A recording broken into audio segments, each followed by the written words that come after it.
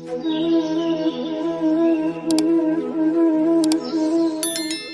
सूत जी महाराज कहते हैं एक बार क्या हुआ कि ब्रह्मदेव ने दक्ष प्रजापति घोषित कर दिया, सभी देवताओं का अध्यक्ष बना दिया। और जब अध्यक्ष बनाया तो सब देवता उनका स्वागत सम्मान करने के लिए एक सभा रखी गई और उस सभा में बड़े बड़े देवता भी आए, ब्रह्म भी आए, विष्णु भी आए, तो उसमें भगवान शंकर भी आए। आज जब दक्ष को ये प्रजापति का पद प्राप्त हो गया, आज ये अभिमान में आ गया। शास्त्र कहते हैं कि जब किसी को पद प्रतिष्ठा प्राप्त हो जाए, मान सम्मान प्राप्त हो जाए, धन प्राप्त हो जाए, तो ऐसे कुछ ही लोग ऐसे होते हैं कि महाराज जिनको अभिमान न आता हो। और जब दक्ष को अभिमान आया तो वो ये चाहता था कि सब मुझे सर झुका करके प्रणाम करें। दक्ष प्रजापति जब अपनी सभा में प्रवेश करने लगा तो इसको देख करके सब देवता खड़े हो गए, इसको प्रणाम करने लगे। बड़े बड़े देवता भी खड़े हो गए, लेकिन 3 देवता खड़े नहीं हुए। 3 देवता कौन कौन से? बोले महाराज ब्रह्मदेव खड़े नहीं हुए, विष्णु जी और नारायण। अब तो बड़ी विडंबना, 3 देव खड़े नहीं हुए महाराज। बोले कौन कौन नहीं खड़े हुए? बोले ये ब्रह्मदेव खड़े नहीं हुए, चलो कोई बात नहीं, ये तो मेरे पिताजी हैं। बोले विष्णु नारायण खड़े नहीं हुए, कोई बात नहीं, ये मेरे कुलदेव हैं, मैं इनका उपासक हूं। लेकिन ये तीसरा शंकर क्यों नहीं खड़ा हुआ? अरे मैंने इसको अपनी पुत्री ब्याही है, ये मेरा दामाद है। जब बड़े बड़े देवता मुझे देख करके खड़े हुए तो ये क्यों नहीं खड़ा हुआ? अब तो महाराज मन में वो गांठ लगा ली और जैसे सिंहासन पर बैठा और बोलना शुरू कर दिया। न जाने कैसे कैसे लोग सभा में घुसे चले आते हैं। ऐसे लोगों को सभा में नहीं बुलाना चाहिए। जो लोग किसी भी सम्मानित व्यक्ति का सम्मान न करना जानते हो, ऐसे लोगों से सारी सभा खराब हो जाती है। असभ्य व्यक्तियों को नहीं बुलाना चाहिए। कुछ ऋषि मुनियों ने पूछा, बोले भगवान किसकी बात कर रहे हो?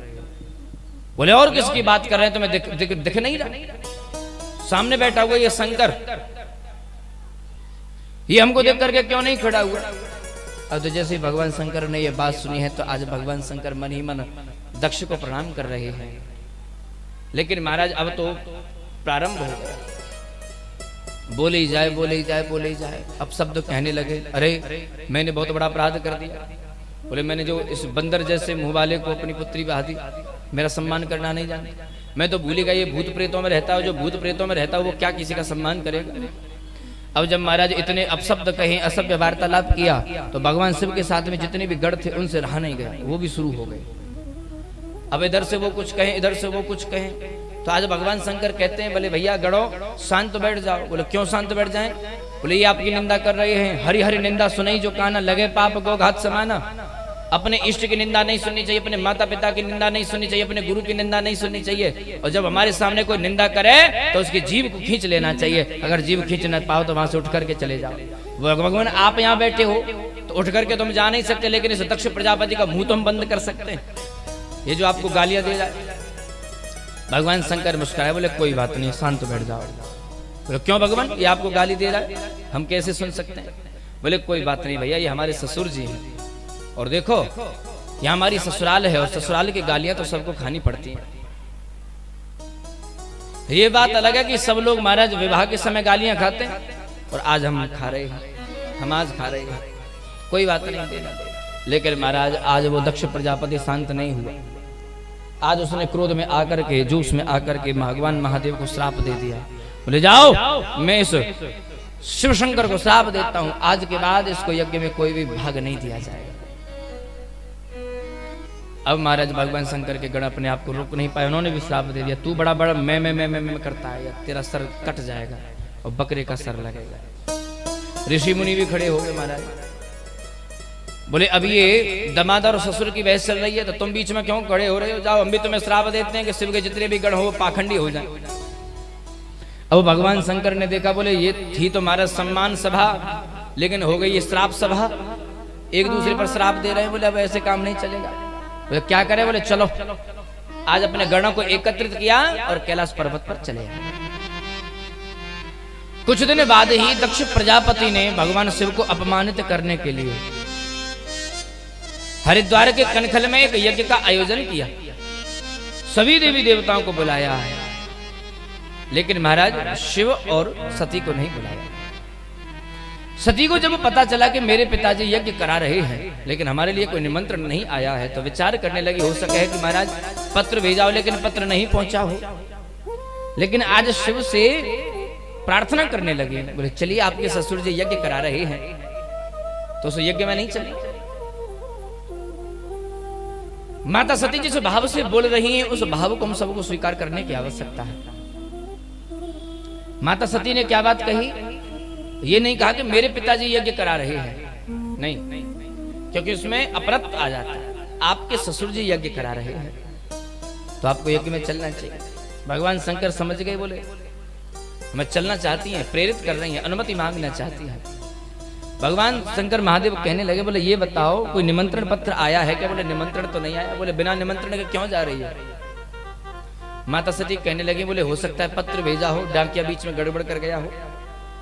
कई बार ऐसा होता है हमारा सेंटर से तो वो पत्र आता है लेकिन बीच में कहीं खो जाता है, और यहाँ के डाकिया किसी नारद जी महाराज है, तो नारद जी महाराज जाते कहीं पहुंचते कहीं और हैं, उनसे कोई गड़बड़ हो गई। बोले नहीं, बिना पत्र के हम नहीं जाएंगे। क्यों नहीं जाओगे? आज भगवान शंकर ने सब कुछ बात बता दी है। तुम्हारे पिताजी हमें अपमानित करना चाहते हैं, इसलिए उन्होंने यज्ञ का आयोजन किया है, उसमें हमें कोई भाग नहीं दे रहे हैं।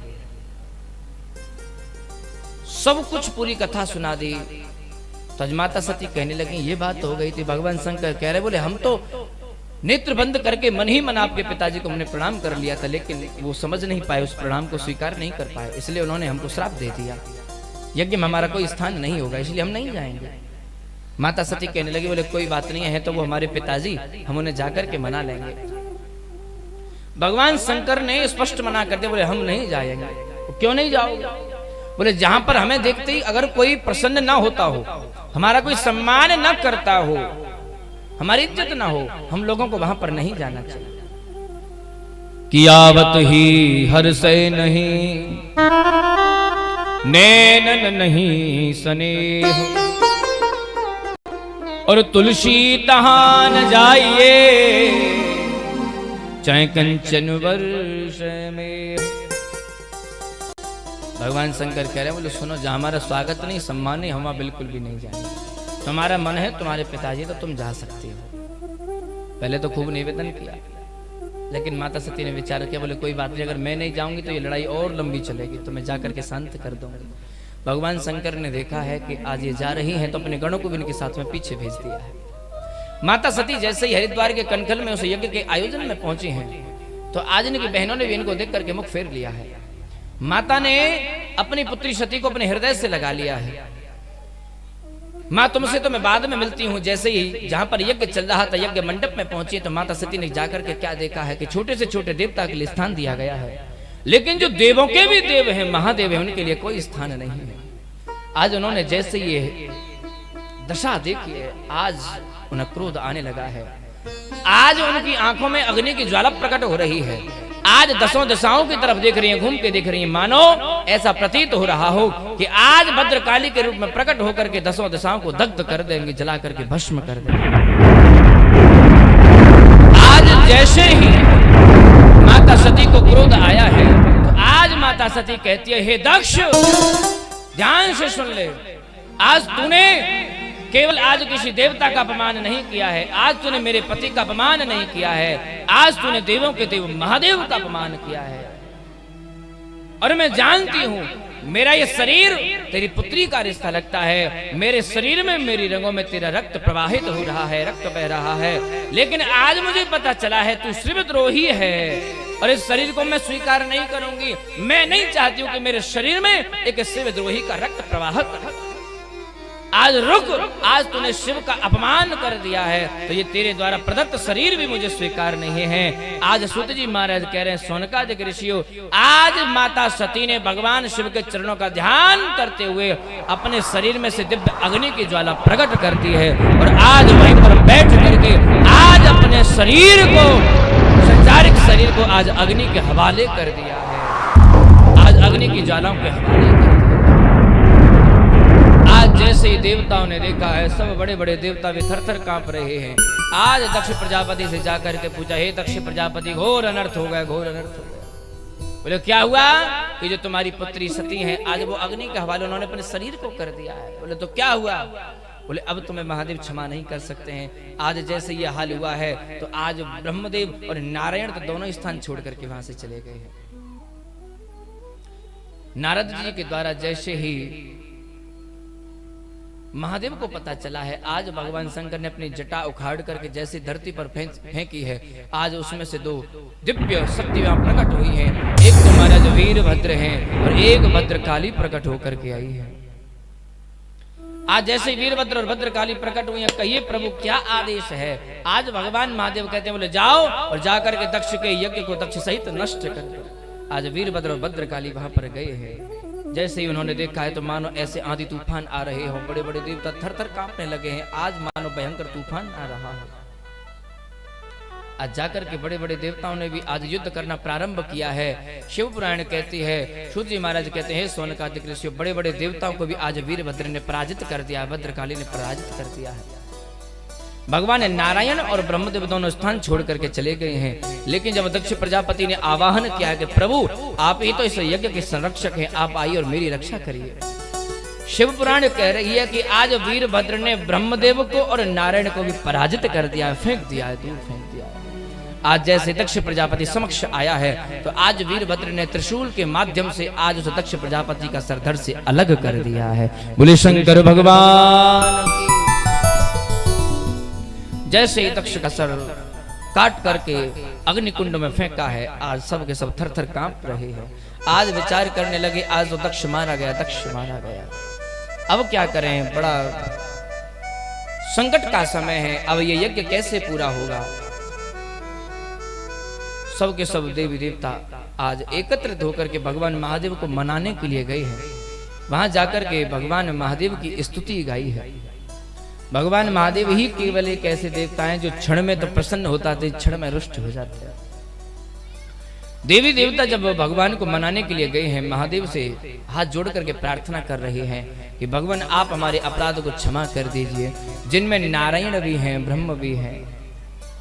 आज भगवान महादेव कहते, बोले कोई बात नहीं, जो होना था वो तो हो गया, अब आप लोग यहां से चले जाइए। नारायण कहते हैं, महादेव हम यहां से कैसे जा सकते हैं, आप चलिए और उस यज्ञ को पूरा करिए। भगवान महादेव कहने लगे, उस यज्ञ को मैं कैसे पूरा कर सकता हूं जिस यज्ञ में मेरा भाग ही नहीं है। आज सभी देवताओं एकत्रित हुए हैं और देवताओं ने आज एक उद्घोष किया है कि इस यज्ञ में जो भी अवशेष सामग्री हुआ करेगी वो भगवान महादेव का ही भाग माना जाएगा। बोले ठीक है। भगवान महादेव तो उसी में प्रसन्न हो गए हैं।